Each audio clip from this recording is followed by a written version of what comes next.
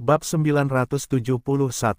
Nama, penguasa dunia, aku menjadi penguasa gurun sejak awal penulis, ikan mas meniup gelembung. Plus mematikan mengatur ulang, setiap produksi mereka akan membuahkan hasil. Mereka dapat memperluas pasar dan menjualnya kemana-mana jika mereka dapat mengembangkan lebih banyak rasa Black Frozen Sorbet. Seseorang dapat mengembangkan bisnis di era cemerlang daripada Planet Blue. Transportasi, biaya produksi, penelitian dan pengembangan sendiri, dan lingkungan pasar membatasi mereka. Seseorang tidak dapat menyebutkan jumlah barang dalam satu tarikan napas. Namun, beberapa orang ahli dapat memindahkan hal-hal modern Planet Blue dengan masuknya 20 miliar pemain. Namun, kenyataannya adalah bahwa pasukan asli telah menduduki pasar absolut, dan pengucilan ekstrim terhadap mereka yang telah memperoleh keuntungan membuat pemain yang lebih lemah tidak memiliki ruang untuk menunjukkan kemampuan mereka. Akan sulit untuk berkembang di kota-kota penduduk asli bahkan jika mereka menghasilkan sesuatu yang bagus. Hanya sedikit yang dapat membuat nama untuk diri mereka sendiri. Namun, mereka menjadi tidak mencolok di Mortal Plane yang luas. Tidak ada yang bersaing dengan Black Sorbet milik Richard. Tidak ada yang dapat mengancamnya. Butler Karu mendesah. Lord Richard, bengkel makanan telah memulai penelitian dan pengembangan di area ini. Kami berkembang pesat karena adanya tambahan kurcaci berdarah suci. Kami bisa melihat hasilnya paling lama dalam seminggu menurut kecepatan penelitian dan pengembangan saat ini. Twilight City menyuntikkan vitalitas yang kuat dan segar ke semua lapisan masyarakat setelah ratusan kurcaci yang telah membangkitkan garis keturunan dewa mereka bergabung dengan Twilight City. Itu telah dengan murah hati meningkatkan perkembangan Twilight City tanpa diragukan lagi. Karu pasti penasaran pada saat-saat seperti ini. Bukankah tuannya adalah inkarnasi dewa yang kuat? Kalau tidak, bagaimana dia bisa mendapatkan begitu banyak hal baik? Richard mengangguk, agak senang. Dewa kurcaci mengaktifkan dan mengubah kurcaci berdarah suci menjadi unit pahlawan. Masing-masing memiliki warisan pengetahuan kurcaci. Mereka lebih komprehensif daripada pahlawan biasa. Ini adalah keuntungan dari penaklukan mereka atas dunia bawah tanah. Butler Karu membahas masalah ini, dan Richard tidak memikirkannya dan mengubah topik pembicaraan. Kami akan membangun gedung-gedung luar biasa ini besok. Ini termasuk sekolah, gereja, dan kedai minuman. Masih terlalu sedikit bangunan di kota ini. Setiap bangunan memiliki efek yang berbeda. Richard merasa sedikit tidak berdaya. Bangunan-bangunan di kota itu pasti sudah lama tidak diperbaiki. Para pekerja telah menambahkan beberapa bengkel makanan paling banyak selama periode ini. Hanya beberapa bangunan baru yang masih berdiri. Baik, tuanku, saya akan mengatur misinya nanti. Richard mengangguk dan melanjutkan, bagaimana para kurcaci berdarah suci membantu dalam teknologi penyerangan di bengkel pandai besi. Kemajuan itu melonjak dengan cepat berkat bantuan para kurcaci berdarah suci. Kami memperkirakan akan berhasil mengembangkan 3 teknologi khusus yang Anda minta dalam 2 minggu. Itu menghibur Richard. Twilight City masih merupakan kota menengah level 3 dan belum mencapai 3 teknologi luar biasa yang dibutuhkan untuk ditingkatkan menjadi kota besar. Perasaan terjebak dalam teknologi terlalu tidak nyaman. Richard memenuhi semua persyaratan lainnya, tetapi dia tidak bisa maju. Twilight City berskala menengah tidak cukup untuk memenuhi skala yang terus berkembang. Selain itu, area yang awalnya dimiliki tidak mencukupi, dengan perluasan bengkel makanan dan pembangunan gedung-gedung perumahan baru. Twilight City akan menghadapi dilema tidak memiliki ruang untuk membangun gedung-gedung baru di kota jika mereka tidak bisa naik level. Mereka meramalkan bahwa kemajuan dunia bawah tanah akan berada di jalur yang benar dengan L-Plane dalam pengawasan mereka. Dan Twilight City akan menyambut gelombang ledakan. Tanah adalah sumber daya yang diperlukan jika mereka ingin berkembang. Richard menahan emosinya. Dia terus bertanya, apakah ada berita dari L? Butler Karu terdengar lebih bersemangat. Tuanku, Yang Mulia Tundel telah tiba di ibu kota El pagi ini. Dia membujuk musuh di kota untuk menyerah dan belum melancarkan serangan. Kita bisa merebut kembali ibu kota dan mendapatkan kembali kendali kerajaan El dengan Nona Emily di sekitar. Mata Richard berbinar. Kerajaan El menarik minatnya yang murah hati. Itu adalah kota pusat sebuah pesawat. Itu adalah ibu kota sebuah kerajaan. Pasti masih ada banyak sumber daya dan harta karun meskipun penjarahan Raging Blood Duke. Butler Karu tidak bisa berhenti berbicara. Matanya tampak lebih serius. Namun, hampir semua rumah kosong dimanapun Yang Mulia lewat. Itu menurut Gunther. Raging Blood Duke telah membantai banyak kota dan desa. Pengkhianat itu mengurangi perkiraan kasar 70% dari populasi L. Richard mengerutkan kening. Dia membantai 70%. Wajahnya berubah dingin. Richard melihat negara kota dalam perjalanannya mengejar Obelisk. Tetapi dia telah menyiapkan penghormatan dan tidak terlalu terkejut. Namun, dia menyesal telah membantai Raging Blood Duke yang kejam begitu cepat. Dia telah mengorbankan jutaan orang untuk dewa jahat begitu saja. Dia benar-benar harus mengeluarkannya dan mencambuk mayatnya. Populasi adalah sumber daya yang sangat berharga. Nilai L-Plane tidak diragukan lagi akan kehilangan banyak hal dengan beberapa orang. Itu menyebabkan diskon keuntungannya kali ini. Minta Tundel untuk membuat statistik. Saya perlu tahu data yang lebih akurat. Sesuai keinginan Anda, Tuan. Richard tidak ingin bicara lagi. Dia melambaikan tangannya dan membiarkan Karu pergi. Ruangan itu menjadi sunyi. Niat membunuh menyelimuti wajah Richard Duke. Darah yang mengamuk telah memperoleh waktu yang berharga untuk membuat persiapan yang cukup sebagai tindakan pencegahan. Itu juga membuat keuntungannya jauh lebih kecil, meskipun hasilnya bagus. Richard menggelengkan kepalanya. Dia tidak banyak minum tentang hal itu. Siapa yang bisa memastikan keselamatan mereka dalam menghadapi kemungkinan serangan jurang dewa jahat? Dia harus berhati-hati. Dia tidak bisa mengatakan sesuatu yang salah. Namun, dia masih bisa meningkatkan beberapa metode. Dia hanya harus belajar dari mereka di masa depan. Dia mengesampingkan masalah ini. Dia berdiri dan berjalan keluar dari aula. Dia tanpa sadar melihat barisan prajurit di sudut halaman depan. Ketiga patung dengan sayap naga terutama membuatnya tersenyum. Dia mengambil beberapa langkah ke depan dan menyentuh patung dingin itu seperti harta karun. Itu seperti seorang anak mendapatkan mainan favoritnya. Itu adalah sarang pasukan yang transenden. Tes, nyaman. Lord Richard, sebuah suara renyah bergema dari belakangnya. Itu mengganggu apresiasi Richard atas rampasannya. Dia berbalik dan melihat sosok yang tinggi dan elegan muncul di hadapannya. Pihak lain mengenakan seragam kerja hitam yang dirancang khusus oleh penjahit untuk bengkel pandai besi. Itu pas untuknya. Sepatu bot berkuda kuning di kakinya membuat kakinya tampak sangat ramping.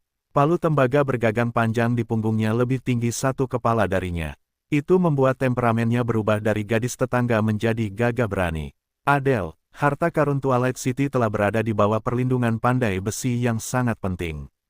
Richard tersenyum. Apa, kau bersedia keluar dari bengkel pandai besi? Adele hampir tidak sabar untuk meninggalkan bengkelnya sebagai maniak penelitian. Wajahnya sedikit merah saat dia cemberut. Gadis heroik itu hanya akan mengungkapkan sisi kewanitaannya di hadapannya. Di dunia luar, dia adalah pandai besi utama pertama dari asosiasi pandai besi di kota Bloodhoof. Dia adalah guru yang ketat yang mengajar pandai besi dari fraksi jahat di dunia bawah. Richard tersenyum, dan wajahnya semakin lebar. Itu sangat mempermalukan Adele. Dia batuk beberapa kali untuk menekan emosinya yang berfluktuasi. Wajahnya yang memerah berpura-pura serius. Tuan, saya harus pergi ke kota benteng. Richard mengangkat bahu. Bukankah Anda baru saja berada di dunia bawah tanah? Anda dapat pergi kapanpun Anda mau. Para kurcaci berdarah suci sedang belajar di bengkel pandai besi. Richard telah mengadopsi pendekatan bebas dan membiarkannya tumbuh dengan bebas. Dia tidak memiliki alasan yang jelas setelah pihak lain mengatakan setengah bulan yang lalu bahwa dia telah mencapai ambang batas seorang master blacksmith. Pertumbuhan kelas gaya hidup berbeda dari yang biasa. Mata gadis itu langsung melengkung menjadi bulan sabit saat mendengar kata-katanya. Kepercayaan memenuhi nadanya. Kali ini, aku ingin membawa pemburu transenden. Pemburu transenden adalah boneka mekanik tingkat transenden yang diperolehnya di ruang bawah tanah berskala besar pertama di era cemerlang. Namun, musuh telah merusaknya dengan parah. Itu hampir tidak menunjukkan kekuatan pertempuran seorang transenden. Tahap awal dari proses pengembangan memainkan peran yang signifikan. Itu meningkatkan kekuatan di tangan Richard. Boneka mekanik yang rusak parah itu membutuhkan berton-ton mitril untuk memperbaikinya. Kemudian, dia meletakkan boneka mekanik itu di bengkel pandai besi dan membiarkan Adele mempelajarinya. Aku akan menyerahkan pemburu transenden kepadamu. Robek saja nanti. Richard terkekeh. Dia sekarang benar-benar kaya. Dia memiliki 4 transenden. Boneka mekanik yang rusak parah bernilai 1000 emas bagi para pemain. Itu bukan apa-apa di matanya. Tatapan Adele tampak lebih lembut. Air mata menutupi matanya. Tuhan, apakah kamu percaya padaku? Richard melihat emosi halus gadis itu dan sedikit terdiam. Dia melangkah maju dan mengusap kepala pihak lain. Tidak ada yang lebih layak dipercayaiku daripada kamu. Hanya 2 orang yang akan mengikutiku sampai akhir. Itu jika semua orang mengkhianatiku. Aku sangat yakin bahwa yang lain adalah kamu. Mata Adele langsung berbinar. Tuhan, aku tidak akan mengecewakanmu. Dia berbicara dan membungkuk dengan sungguh-sungguh. Dia seperti seorang fanatik dewa. Wanita muda itu tanpa ragu berbalik untuk pergi sesudahnya. Palu tembaga di punggungnya sangat menarik perhatian saat ini. Richard merasa bahwa wanita muda itu dapat melakukan sesuatu yang spektakuler. Dia tidak lagi menyelidiki masalah ini secara mendalam. Kepercayaannya pada Adele membuatnya kewalahan. Aku berharap lain kali kita bertemu, kamu bisa memberiku lebih banyak kejutan, seperti harta karun. Richard tertawa terbahak-bahak dan membuang muka. Pada saat ini, suara peningkatan yang familiar tiba-tiba terdengar di telinganya. Ding, gelombang rawa busuk telah melahap cukup banyak energi daging dan jiwa. Itu telah menaikkan level saat ini dari 3 menjadi 4. Ding, gelombang area rawa busuk telah meluas sejauh 10 km. 40 km diameternya. Jumlah sarang pasukan yang diproduksi secara otomatis setiap minggu adalah 3. Jumlah maksimum yang dapat dilakukan telah meningkat sebesar 10. Jumlah saat ini adalah 40, dan maksimumnya adalah 50. Jumlah pasukan, 3000, Glorious 3 bintang. Kita dapat meningkatkan level sarang pasukan yang diproduksi sendiri dari Crown 3 bintang. Crown ke Radiant Moon 3 bintang. Seseorang dapat terbang tinggi di sarang pasukan yang telah diproduksi dan direkrut. Seseorang dapat menaikkan level yang lebih rendah ke Radiant Moon 3 bintang setelah seseorang mengonsumsi energi daging dan jiwa. Ding, gelombang rawa busuk tombak pembantaian telah naik level menjadi 18. Potensinya naik ke peringkat Beyond A, dan semua skill naik 1 level. Saat notifikasi sistem berbunyi, gelombang kegembiraan menyelimuti Richard. Itu adalah tanah kematian bagi pasukan yang bertempur di tanah ini. Itu adalah tempat keputusasaan di mana mereka mengubur jiwa mereka. Itu adalah tempat yang bermakna untuk memanen. Kehidupan seorang nelayan selalu begitu santai. Dia menenangkan emosinya dan berbalik untuk melihat ke suatu area di mana pasukan dunia lain itu tidak melangkahkan kaki. Energi yang luar biasa menyelimuti tempat itu, dan orang luar tidak dapat melihatnya. Dia fokus dan merasakan patung-patung pembunuh berdarah yang berdiri di sana. Ada 40 dari mereka. Semua adalah kekayaannya. Dia dapat merekrut prajurit tingkat atas level 15 dengan mahkota bintang 3. Dia telah meningkatkan rawa busuk ke level 4. Sarang pasukan ini sudah dapat melahap daging dan darah untuk ditingkatkan. Tahap selanjutnya adalah bulan bercahaya bintang 3. Pasukan yang diselimuti kabut darah berdiri dengan damai di lumpur. Lelehan daging dan darah membentuknya. Itu memiliki ekor ular dan tubuh manusia. Itu memegang trisula di tangannya. Matanya merah, dan otot-ototnya menonjol. Itu seperti patung batu atau pemburu yang siap menyerang musuh. Pasukan ini memiliki total 300 regu. Pembantai darah adalah pasukan yang lahir di rawa busuk. Semuanya adalah level 15, mahkota bintang 3. Mereka juga bisa naik level ke Radiant Moon bintang 3 setelah bala bantuan di rawa busuk. Pasukan ini bisa menjadi pilar dukungan baru untuk Twilight City setelah promosi. Batas atas sarang pasukan telah meningkat dari 40 menjadi 50 di rawa busuk. 50 tim pembantaian berdarah akan turun begitu satu membentuk sarang dengan pasokan energi daging dan darah yang melimpah. Pada saat itu, mereka semua akan menjadi prajurit Radiant Moon bintang 3. Itu penting. Twilight City mampu membeli 50 sarang pasukan jika harus menanggung sumber daya perekrutan. Jumlah sumber daya yang dibutuhkan untuk pasukan tingkat tinggi terlalu dibesar-besarkan. Richard merasa tidak berdaya. Dia sudah membuat rencana beberapa waktu lalu. Dia tidak akan memperkuat semua pasukan tanpa syarat. Dia meningkatkan Twilight City ke tingkat mahkota. Dia tidak bisa melakukannya dengan untayan pemanah kondensasi pasir, prajurit kalajengking, dan mumi penjaga. Prajurit tingkat mahkota sudah menjadi kekuatan tempur utama di antara pasukan pribumi yang kuat. Mereka cukup untuk mempertahankan kota. Richard harus menyimpan sumber daya untuk kartu truf yang lebih kuat. Patung batu orang mati, raja pasukan kekaisaran, sayap naga jahat, dan pengendali badai pasir semuanya layak untuk ditingkatkan lebih lanjut. Richard menjadi tenang, dan matanya bergerak cepat. Semakin langka sumber dayanya, semakin dia menghargai karakteristik rawa busuk secara gratis. Mayat hidup bisa menjadi tiran di era cemerlang. Memang menyenangkan bisa bebas. Itu belum semuanya. Kita bisa merekrut prajurit luar biasa selama aku bisa meningkatkan rawa busuk ke level 5. Aku menantikan hari itu. Richard sangat ingin melihat rawa busuk merekrut ratusan prajurit luar biasa setiap minggu dengan kaki yang memilukan. Kabut berwarna darah di hadapannya tiba-tiba mengembun dengan cepat, dan sosok tua tembus pandang muncul di hadapannya. "Selamat siang, Tuan Richard." Richard mengangguk sedikit. "Yang mulia Tai Long, Anda telah bekerja keras." Dia menunjuk ke medan perang yang tertutup kabut darah yang tak terlihat. "Apakah ada masalah dengan perburuan ini?" Tai Long perlahan menggelengkan kepalanya. "Semuanya terkendali," dia berkata dengan nada yang rumit. "Buah emas dapat membuat jiwa seseorang bergetar dan meningkatkan potensi garis keturunan seseorang. Singa emas dapat membangkitkan keserakahan di hati seseorang. Ada aku yang bisa menipu semua orang, dan ada bumi yang hidup yang bisa menyihir semua orang. Aku tidak dapat memikirkan siapapun di bawah para dewa yang dapat mematahkan jebakan ini." Tai Long melihat rawa busuk itu terbentuk. Kalau tidak, dia akan mengerti bagaimana Richard dapat mengumpulkan begitu banyak hal baik bersama-sama. Namun, dia terdiam lagi ketika dia memikirkan kematian penguasa keserakahan. Tidak akan mengejutkannya jika pihak lain adalah kunci untuk membuka era baru. Richard tidak tahu apa yang dipikirkan dewa terkenal itu saat ini. Dia merenung sejenak. Dia tidak bisa menahan diri untuk bertanya dengan rasa ingin tahu. Pada tingkat ini, berapa lama waktu yang dibutuhkan rawa busuk untuk naik level lagi? Pasukan Transcendent tidak sama dengan pasukan bulan bercahaya. Untuk mendapatkan Transcendent secara gratis adalah mimpi utama. Dewa penipuan tertawa. "Tuan Richard, tanah yang direvitalisasi ini tidak sederhana. Kemajuan ini akan mengantar pada metamorfosis.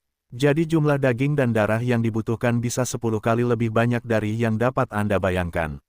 Mulut Richard berkedut. 10 kali lebih banyak dari yang saya bayangkan. Itu terlalu luar biasa. Dewa penipuan melanjutkan. "Kalian harus meningkatkan semua pasukan dan sarang mereka ke level yang sama.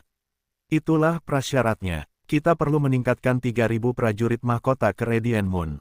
Itu bukan satu-satunya. Kita juga perlu meningkatkan sarang dari 40 menjadi 50. Kita juga perlu menyimpan cukup energi untuk perekrutan setiap minggu. Hanya konsumsi ini saja sudah merupakan jumlah energi yang berlebihan.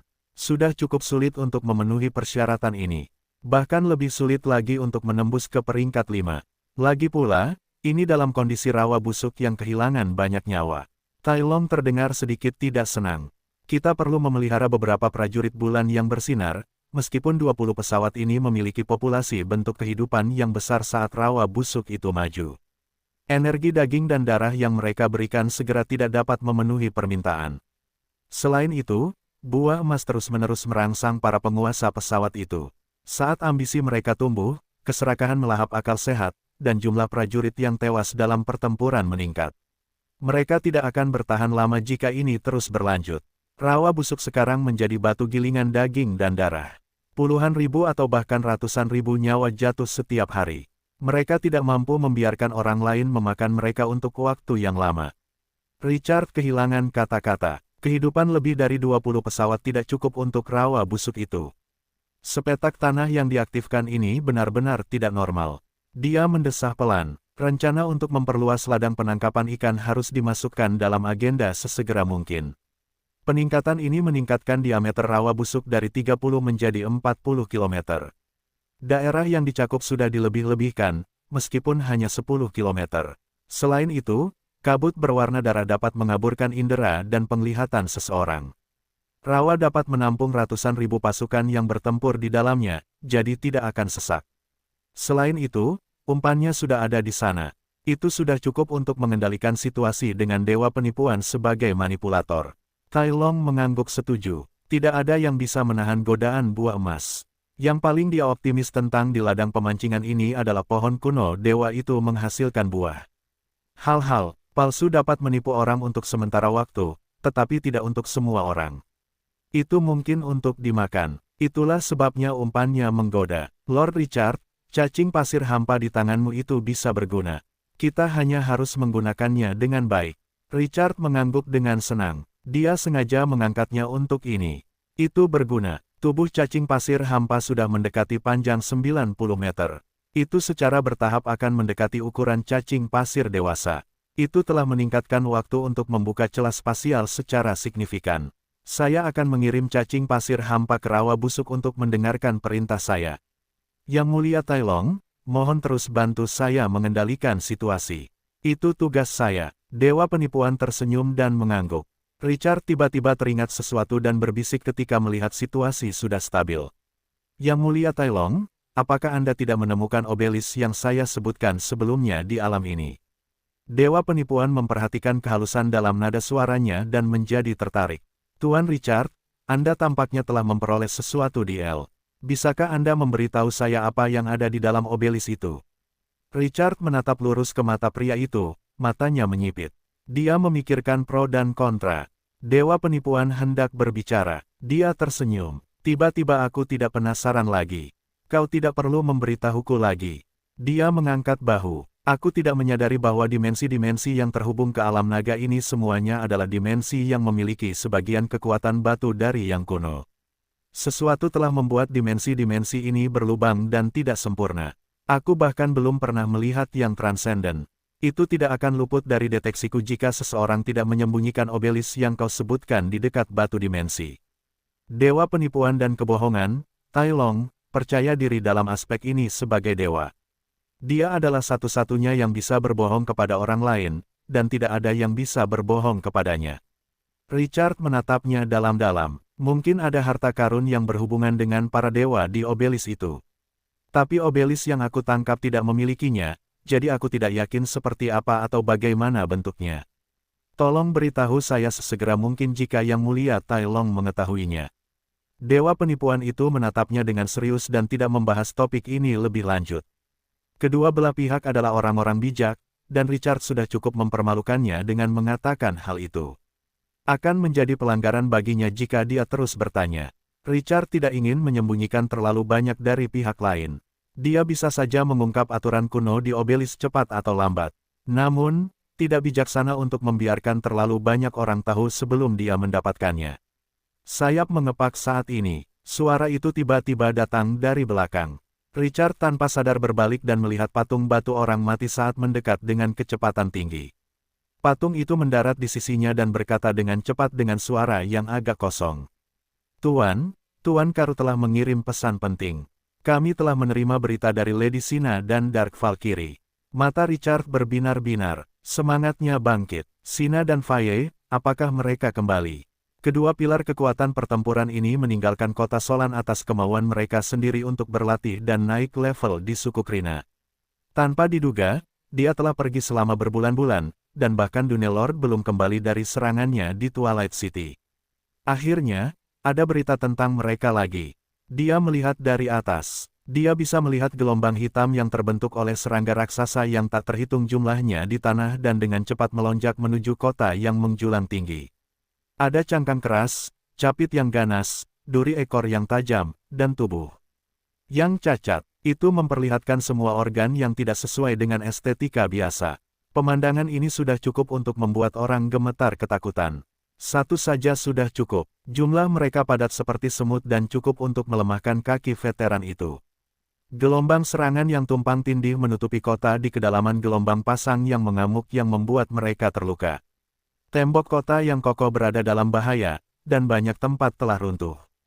Itu bisa runtuh kapan saja dalam badai. Bunuh mereka. Sina mencengkeram senjata tingkat atas bintang 5. Itu adalah pedang pembunuh naga.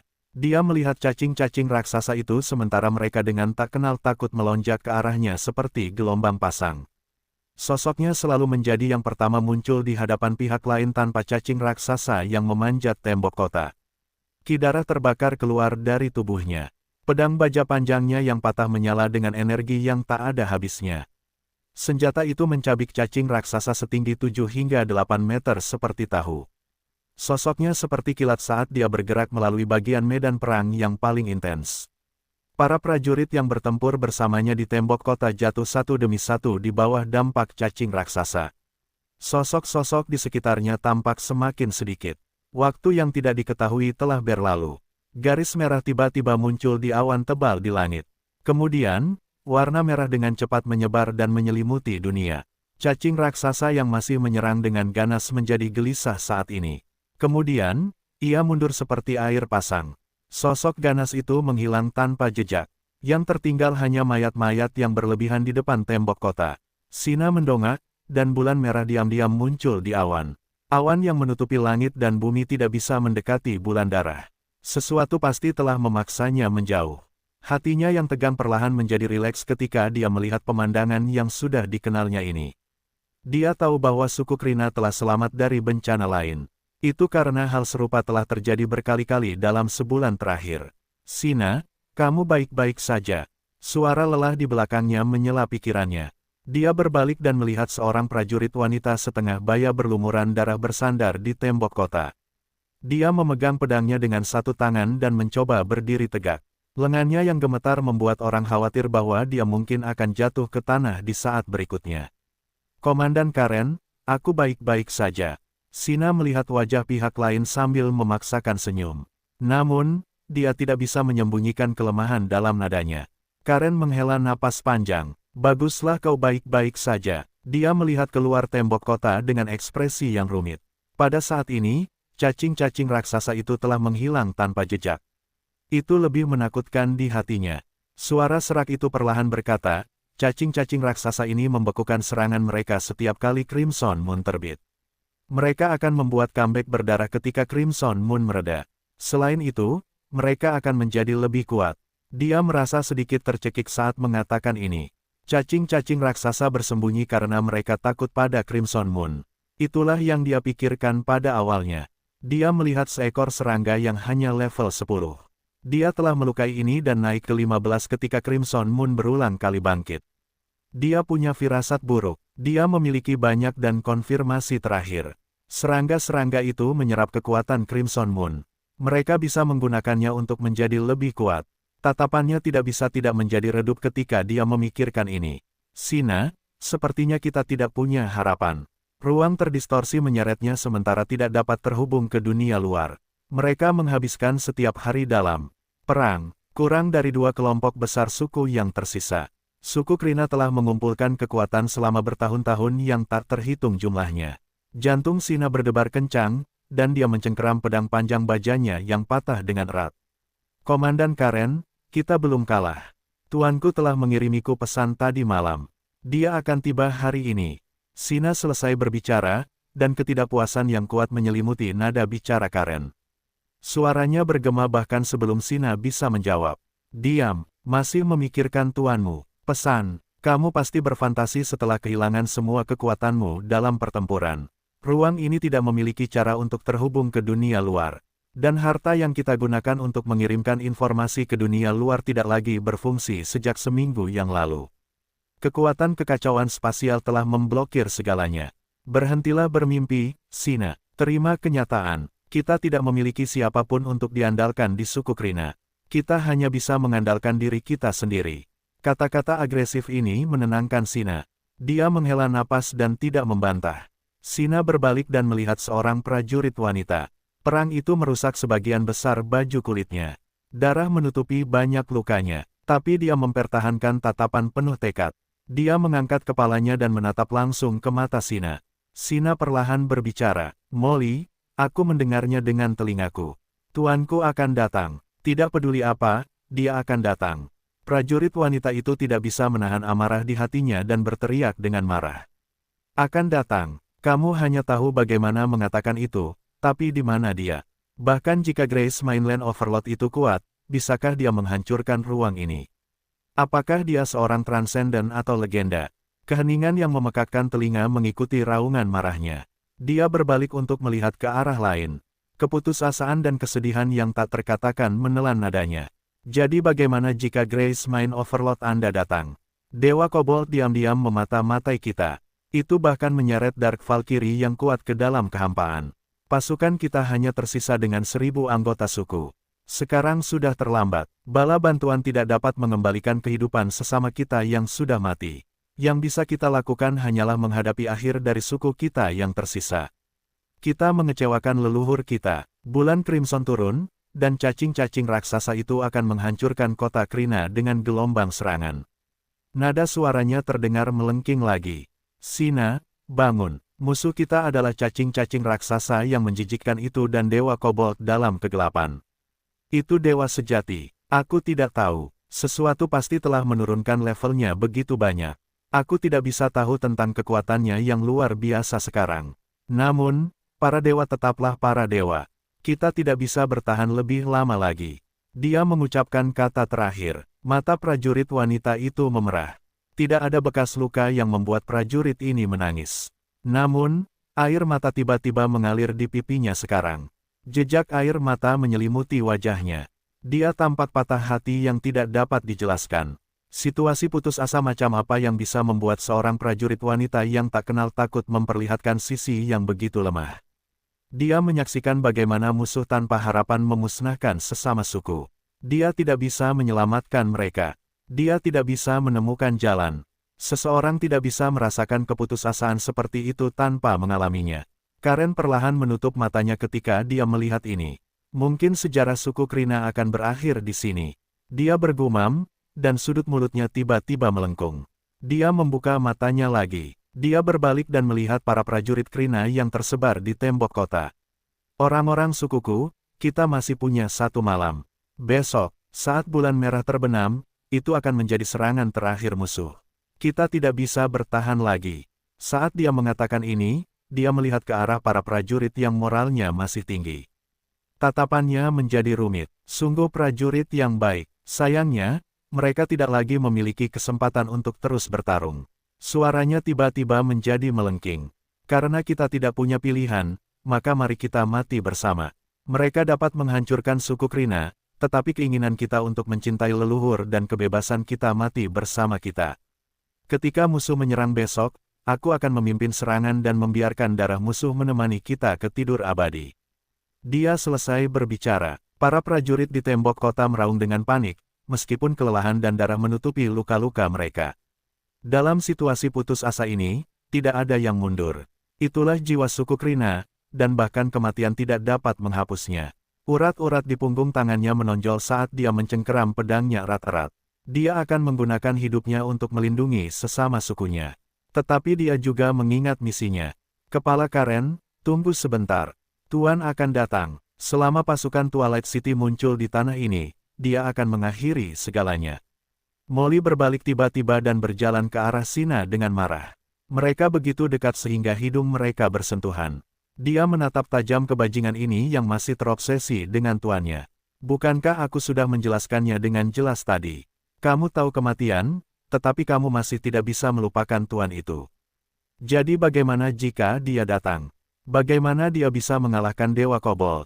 Selanjutnya, dua transenden mengintai di samping Dewa Terkutuk itu. Bagaimana tuanmu yang malang akan menghadapi kekuatan ini?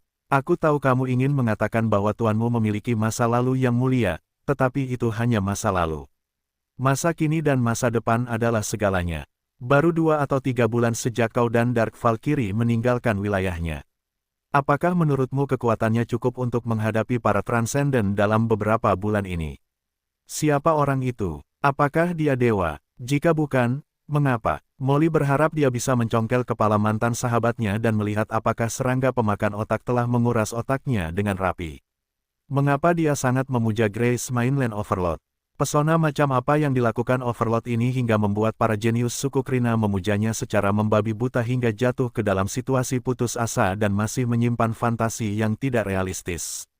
Mengapa? Kata-katanya yang kuat mengangkat kepala semua prajurit. Hanya jejak keputusasaan akan hidup yang memenuhi mata mereka. Kemudian, keinginan keras untuk membunuh dan bertemu tidur abadi menggantikan rasa takut akan kematian. Merupakan suatu kehormatan bagi para prajurit suku Krina untuk mati di medan perang. Mereka akan menanggung kehormatan yang menjadi milik mereka. Semua pasukan, dengarkan, tinggalkan tembok kota, buka gerbang kota, dan semua orang berkumpul di belakang gerbang kota. Dia selesai berbicara, dan komandan suku Karen tidak ragu-ragu. Dia meninggalkan tembok kota yang dijaganya. Prajurit yang tersisa mengikuti jejak pemimpin suku mereka.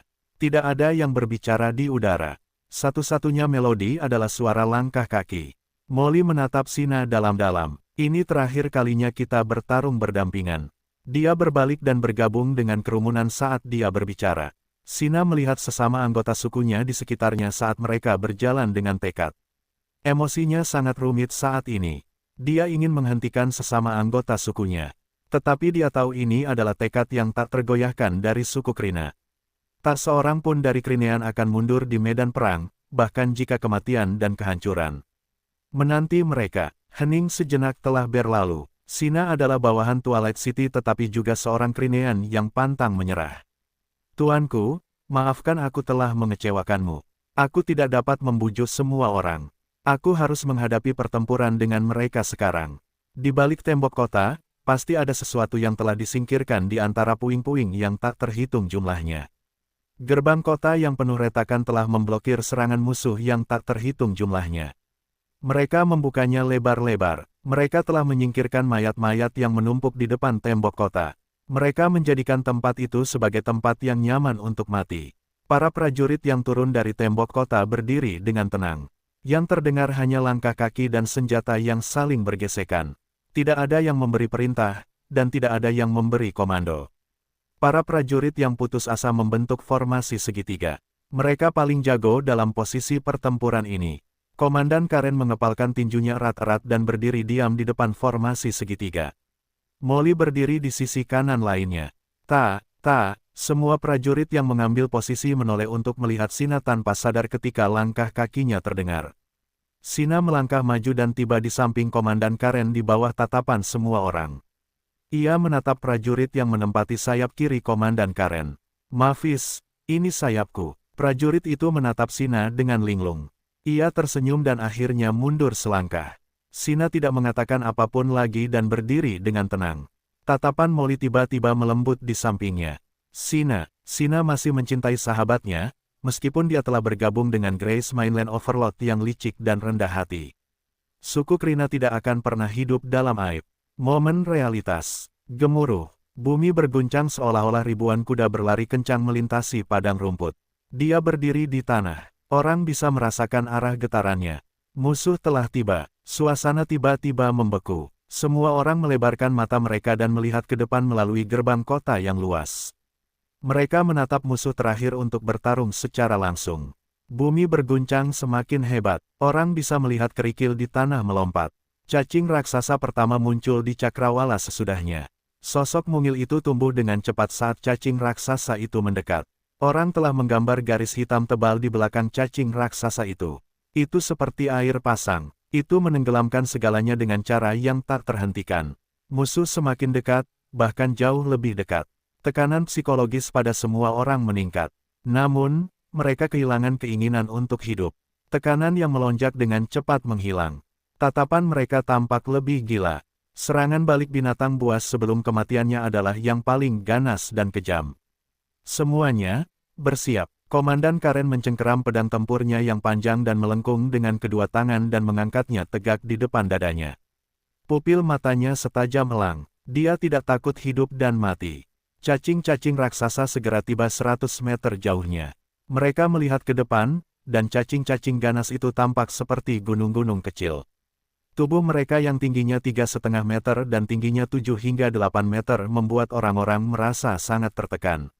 Darah menutupi tubuh mereka. Itu seperti benang yang melilit tubuh mereka. Tidak seorang pun bisa membayangkan betapa mengerikannya tekanan di hadapan monster. Namun, pada saat ini, pembentukan suku Krina sangat teratur. Komandan Karen mencengkeram pedangnya erat-erat. Tubuhnya menegang hingga ekstrim. Dia akan memberi perintah untuk menyerang pada saat berikutnya. Sebuah gunung setinggi 1000 kaki tiba-tiba menabrak bumi.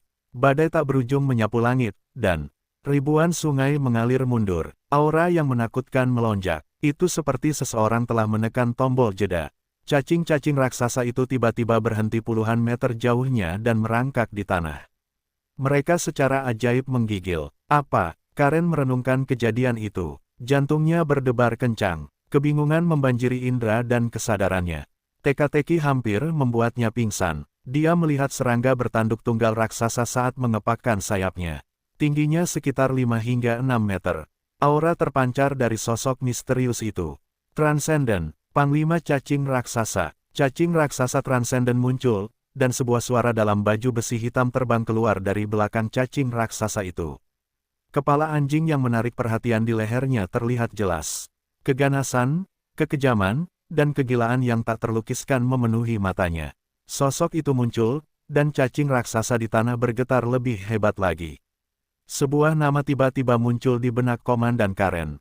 Dewa Kobold. Dewa setengah terkutuk itu muncul pada saat-saat terakhir. Karen menatap kepala anjing itu.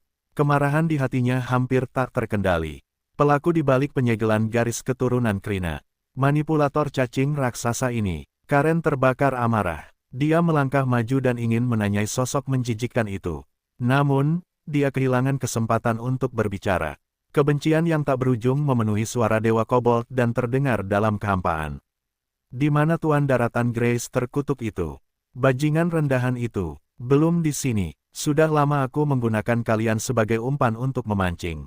Kenapa bajingan itu belum juga datang? Kenapa? Suaranya berubah dan menjadi gila.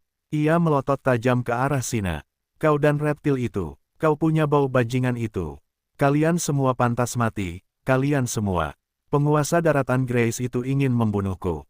Bermimpilah. Dewa Kobold yang agung, bagaimana bajingan itu bisa bermimpi? Aku abadi. Aku akan selalu kembali tidak peduli bagaimana ia menghancurkan tubuhku dan melahap jiwaku. Aku akan membiarkan bajingan itu merasakan intensitas amarahku. Tidak banyak logika yang ada dalam suaranya. Itu adalah suara yang murni melampiaskan emosinya. Itu bergema di langit dan membuat kepala semua orang berdengung. Itu mengejutkan Komandan Karen pada awalnya. Ia merenungkan arti kata-katanya. Ia menoleh tiba-tiba dan menatap Sina di sampingnya dengan bingung. Apa yang dikatakan dewa palsu yang rendah itu? Penguasa daratan Grace itu menghancurkan tubuh Dewa Kobold dan melahap jiwanya. Itulah sebabnya suku Krina masih belum jelas. Itu memancing orang-orang suku untuk membalas dendam. Seorang dewa membalas dendam pada seorang penguasa daratan Grace yang baru berada di era cemerlang kurang dari setahun. Ketidakpercayaan dan absurditas melonjak dalam hatinya. Karen tidak akan mempercayainya jika dia tidak mendengar raungan marah Dewa Kobold secara langsung. Aku akan membakar semua orang menjadi abu dalam api balas dendamku. Akulah dewa sejati. Dewa, ucapan gila itu terus bergema. Itu membuat orang-orang merasa sangat bingung. Dewa para kobold, apakah dia sudah tidak punya otak dan gila? Pikiran berputar di benak para prajurit Krina di balik gerbang kota. Terlebih lagi, itu seperti benar. Apa yang dilakukan oleh Dewa Grace Mainland Overlord padanya? Bagaimana bisa penguasa ini mengalahkan dewa dan membuatnya jatuh begitu jauh dari level transcendent dan menjadi gila?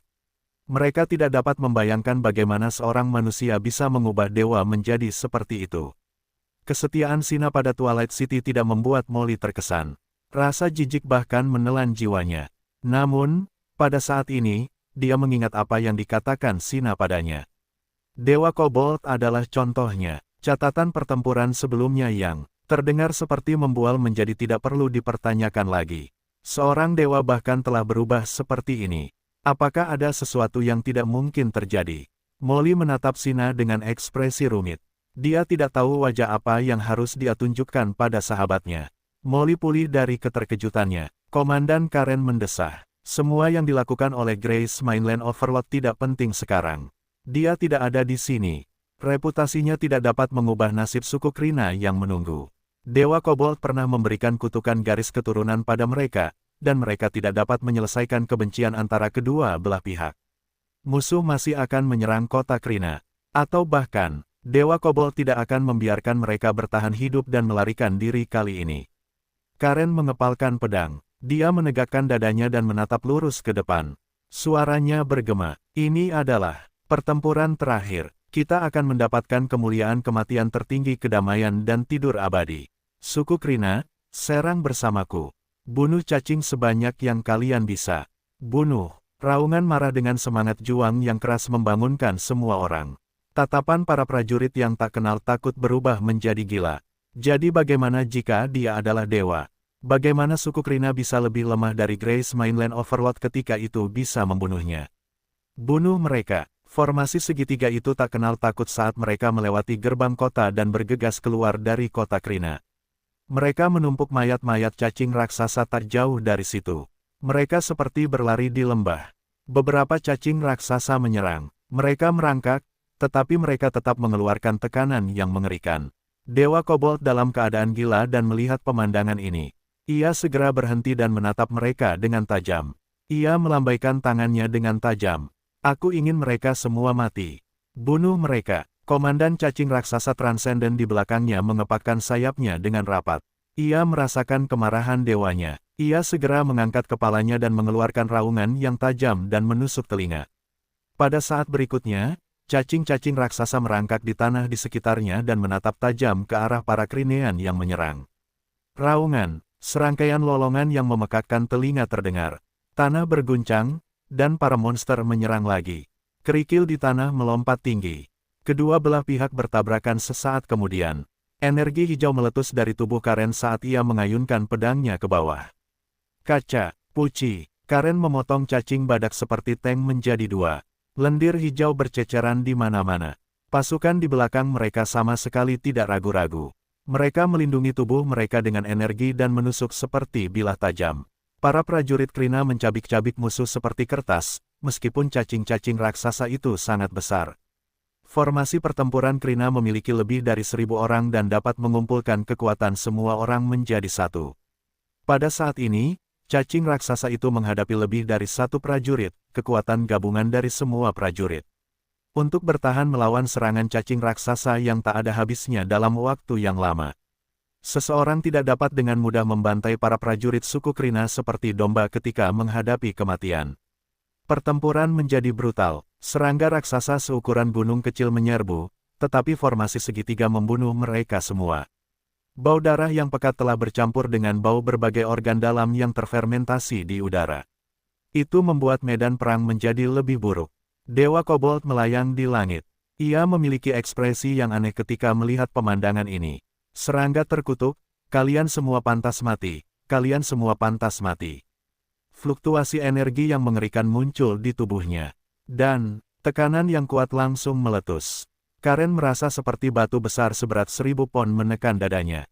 Ia bergulat dengan napasnya yang berat. Staminanya akan meningkat 10 hingga 20 kali lipat setiap kali ia mengayunkan pedangnya. Formasi pasukan yang bergerak melambat.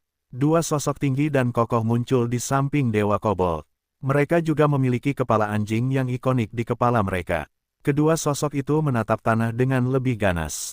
Mereka akan menyerang tanpa ampun atas perintah Dewa Kobold. Transcendent, 2 Transcendent Kobold. Musuh memiliki total 3 Transcendent.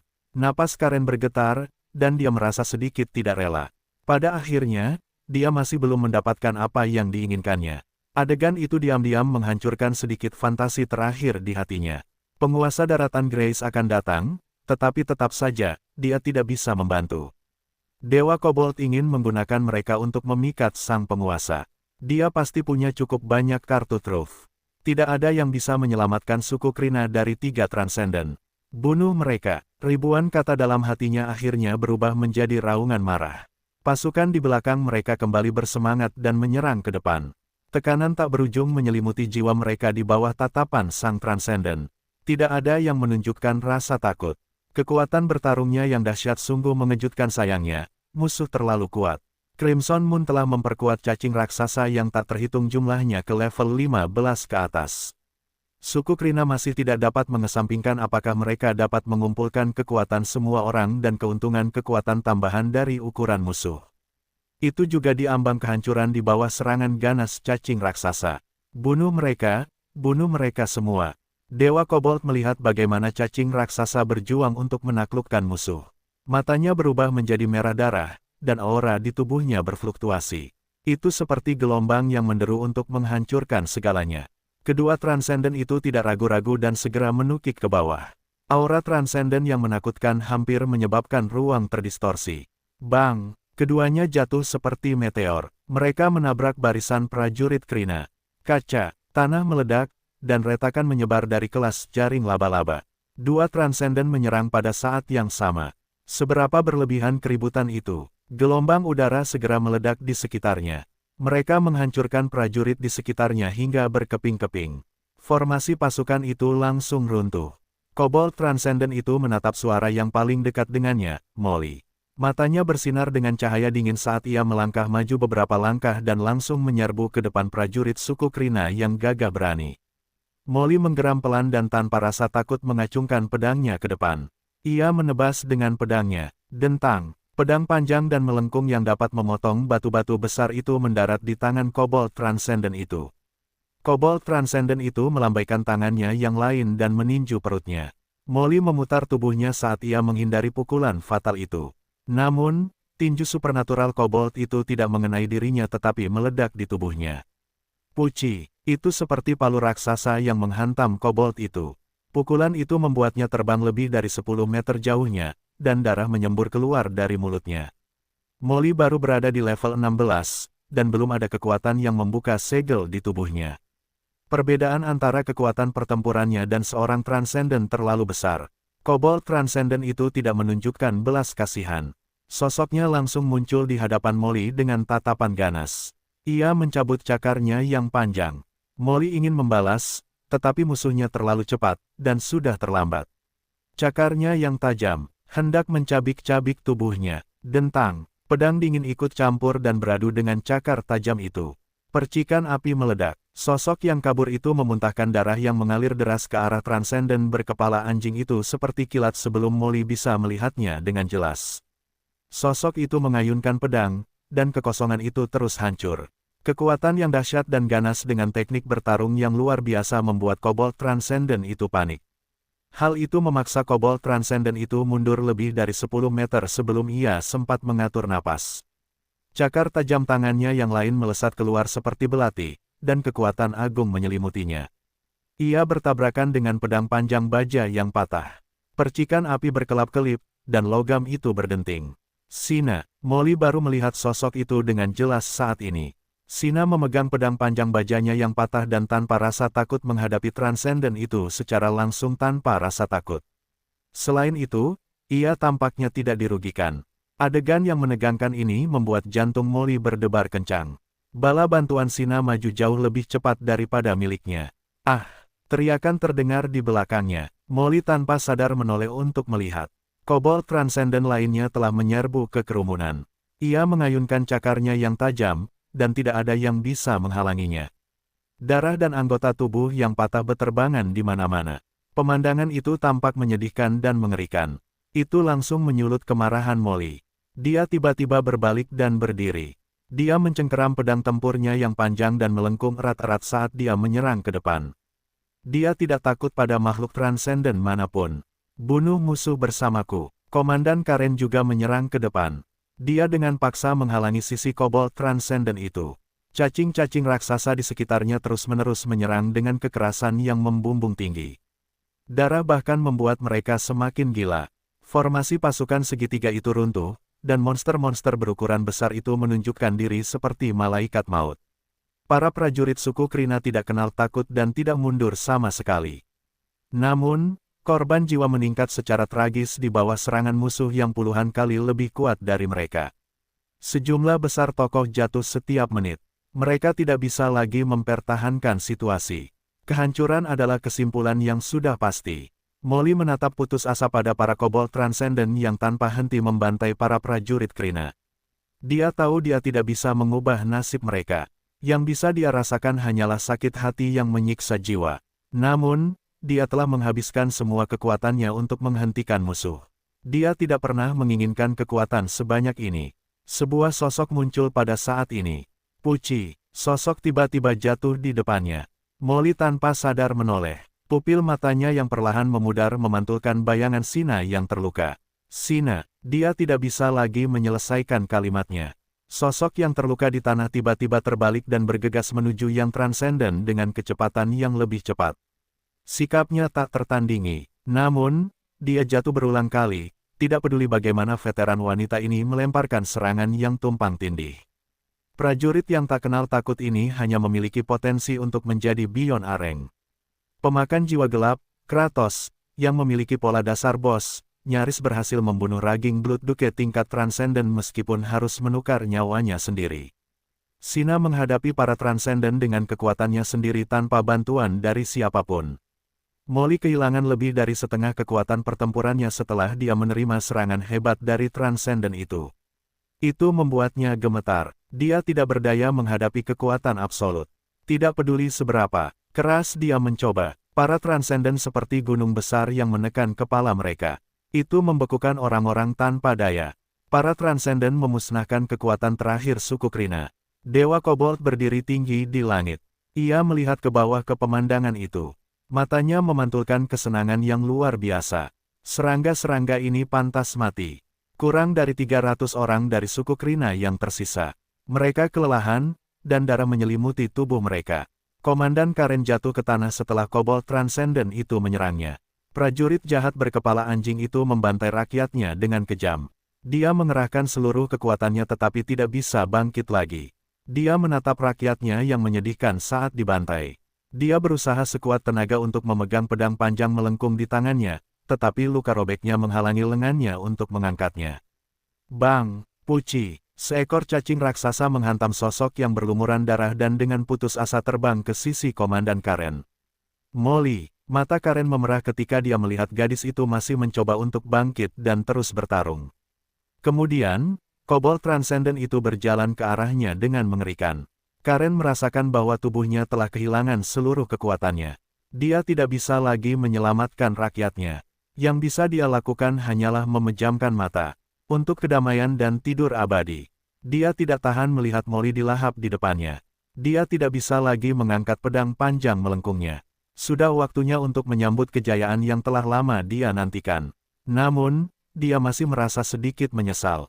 Dia tidak bisa terus memimpin orang-orangnya. Langkah kaki itu semakin mendekat dengan cepat. Karen menyerah. Selamat tinggal. Ah! Dia menunggu kematian tiba. Teriakan melengking bergema. Itu, suara Molly. Tapi kenapa tidak kesakitan? Kemudian, suara dingin bergema di telinganya. Dewa Kobold, kau belum mati. Tapi beraninya seekor anjing dengan tulang belakang patah menggunakan dan menyiksa suku lain untuk memikat dan memprovokasi Twilight City berulang kali. Bagian mana dari neraka yang memberimu kepercayaan diri dan keberanian? Apa itu tadi? Karen tanpa sadar membuka matanya dan melihat pemandangan yang tidak akan pernah dilupakannya seumur hidupnya. Sosok ini menjadi pusat dunia. Dewa Kobold tidak dapat bersaing untuk menjadi pusat perhatian. Komandan Karen merasa napasnya membeku. Dia tidak memiliki harapan apapun. Dia meledak dengan keterkejutan ketika Richard muncul di hadapannya. Dia tidak dapat membayangkan ini akan terjadi. Apa yang dikatakan Sina benar. Dia setia kepada Grace Mainland Overlord. Sosok ini luar biasa. Sudah berapa lama, dan dia sudah memiliki kekuatan yang begitu kuat. Pihak lain dapat menciptakan legenda. Kedua kobold itu merasakan aura musuh. Mereka tidak lagi berlama-lama. Mereka dengan tegas terbang dari tanah dan kembali ke sisi Dewa Kobold. Mereka menatap tajam ke arah tamu tak diundang ini. Musuh sebagian besar menghancurkan baju besi wanita itu. Darah mewarnai tubuhnya. Dia berbalik dan menatap langit dengan tatapan membara ketika musuh melarikan diri. Dia merasakan aura yang familiar itu. Itu membuat matanya memerah, seperti anak yang telah berbuat salah kepada orang tuanya. Lord Richard, Molly menatap kosong ke pemandangan senjata ilahi yang turun dari langit. Emosinya bergejolak seperti tsunami. Tuan Sina, dia sekuat ini. Tidak ada kata-kata yang bisa mengungkapkan keterkejutan di hatinya. Dia mendapatkan kembali akal sehatnya. Perasaan rumit muncul di hatinya. Mereka, apakah dia menyelamatkan kita? Dia berbalik dan melihat sekelilingnya. Cacing-cacing raksasa itu perlahan-lahan mundur di bawah pencegahan bala bantuan yang menakutkan. Seolah-olah dia merasakan sesuatu yang mengerikan. Dewa Kobold menjadi gila. Itu melotot ke arah Richard dengan mata merah darahnya dan meraung dengan marah. Bajingan rendahan, kamu masih berani muncul di hadapanku. Kekuatan yang kuno tidak dapat menembus ruang terdistorsi ini. Kamu mati, mati. Seseorang tidak dapat membunuhku. Aku adalah dewa, dewa abadi. Richard mengangkat alisnya. Kebingungan menyelimuti matanya. Orang ini, dia merasa ada yang aneh. Dia membuka sistem emas hitam. Kobold God, level 22. Status, Remnant Soul, kekuatan tak dikenal menginfeksi Kobold God. Itu mendistorsi kepribadiannya dan mengurangi rasionalitasnya. Itu adalah atribut yang lugas. Skill lain dan sejenisnya semuanya kosong. Remnant Soul, tidak heran. Richard mengerti. Itu adalah karya Windsor. Penguasa merah tua itu bisa menghidupkan kembali seberkas jiwa seseorang di depan semua orang. Itu adalah pencapaian yang berani. Dia tidak tahu bagaimana orang ini melakukannya, meskipun itu tidak lagi diperlukan. Kilatan dingin melintas di matanya. Sebuah suara lemah tiba-tiba bergema di langit tepat saat dia hendak berbicara. Lord Richard, berhati-hatilah dengan Dewa Kobold. Ia sengaja menggunakan suku Krina sebagai umpan untuk memikatmu ke sini. Richard tanpa sadar menoleh ke suatu arah. Sosok yang lemah itu ambruk di tanah. Sosok itu tidak bisa bangun tetapi masih memegang pedang panjang melengkung di tangannya. Ia mengangguk sedikit ke arah pihak lain dan tidak mengatakan apa-apa. Pandangannya beralih ke sisi lain, di mana darah menyelimuti gadis itu. Ia masih mengangkat kepalanya tinggi-tinggi. Sina, mata Richard melembut mendengar suara yang dikenalnya itu. Ia membuka panel atribut dan melirik. Tidak ada masalah lain selain status cedera. Pada saat yang sama, levelnya juga telah mencapai level 18. Ia jauh lebih kuat daripada saat ia keluar di level 14. Ia tidak menyia-nyiakan usahanya. Namun, Richard melihat sekeliling. Ia tidak menemukan Dark Valkyrie. Ia sedikit mengernyit. Karena Sina ada di sini, tidak ada alasan untuk sesuatu terjadi pada Dark Valkyrie. Altar pahlawan akan berlaku sejak lama jika sesuatu terjadi. Postur tubuh Richard saat dia melihat sekeliling membuat Dewa Kobold menghancurkan pertahanannya. Cacing terkutuk ini berani mengabaikanku. Bajingan rendahan, aku akan memberitahumu apa itu penyesalan. Dia meraung. Ruang di sekitarnya tiba-tiba hancur. Benang merah darah yang tak terhitung jumlahnya muncul di sekitar 100 meter, seperti pembuluh darah dari semacam kehidupan dengan dia sebagai pusatnya. Mereka mengekspos pembuluh darah itu di udara. Tekanan yang tak terlukiskan melonjak seperti gunung yang luas telah menekan hati semua orang. Seluruh ruang menjadi stagnan, dan kekuatan sihir bahkan berhenti mengalir. Suara detak jantung bergema di seluruh dunia. Kerumunan itu merasa seperti palu berat memukul jiwa mereka. Dada mereka terasa sesak, dan rambut mereka berdiri tegak. Itu seperti bentuk kehidupan yang mengerikan dari kedalaman jurang tak berdasar yang menargetkan para prajurit suku Krina. Saat berikutnya, pihak lain akan merangkak keluar dari kehampaan dan melahap jiwa mereka. Api pembalasanku akan menghancurkan segalanya di dunia. Kekejian dari kekacauan akan muncul kembali di dunia. Aku akan mengendalikan kekuatan yang paling ekstrim. Hahaha. Detak jantung mengiringi tawa gila itu. Para prajurit Krina dan cacing-cacing raksasa merasakan kegelisahan di medan perang. Ketakutan menyebar di udara. Bahaya terus-menerus melonjak. Orang gila ini. Richard tiba-tiba mendengar suara jengkel di telinganya, dan ada ketakutan yang tak terlukiskan. Dia berbalik untuk melihat kekosongan. Yang mulia Tai Long, apa yang Anda ketahui? Dewa Kobold, bajingan ini. Melanggar tabu. Tubuh dewa penipuan itu tembus pandang dan menampakkan dirinya. Kegelisahan yang hebat menyelimuti nadanya. Kekacauan dan kekejian ada di kehampaan ini sebelum dewa menciptakan dunia. Monster-monster itu ada selamanya. Bahkan dewa pencipta tidak dapat membunuh mereka. Mereka hanya dapat disegel di kedalaman terdalam dari alam fana.